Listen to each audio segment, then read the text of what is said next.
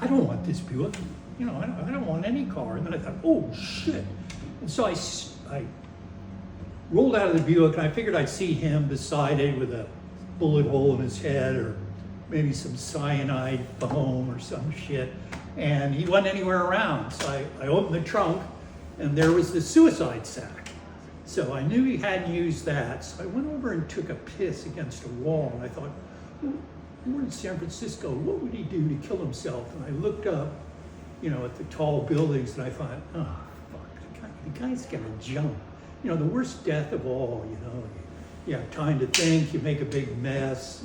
And so I finished pissing, and I walked up the alleyway, basically looking at the top of buildings all around me, and I got out to the street and almost missed Louie because of it. And it turns out he was right across the street from me, standing at the Greyhound bus stop that went around town.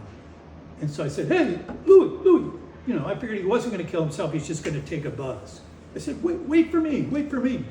And he looked over at me, he waved, he said something, but he turned around as the bus pulled up and fell backwards onto the cement, and the Greyhound ran over him.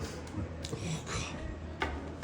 I swear, this is what I said later, you could hear his pelvis pop across the street. And, you know, I've been waiting for the light to change, and it did, and you know, I limped over there, and I pushed all the onlookers out of the way, and I knelt down next to him, and you know, he seemed to recognize me, and I said, Louie, why this way?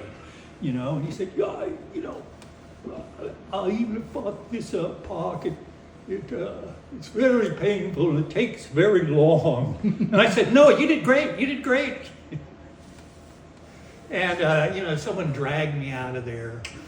And so I took his Buick, and I followed the ambulance to some city hospital there in San Francisco, and they operated on him, it seemed like 2 or 3 hours. And finally, you know, a couple of the surgeons came out and said, you know, he's not going to make it. So much of this was crushed, blah, blah, blah. It's only a matter of time. And so it was strange for me because I lost a friend and a benefactor at once.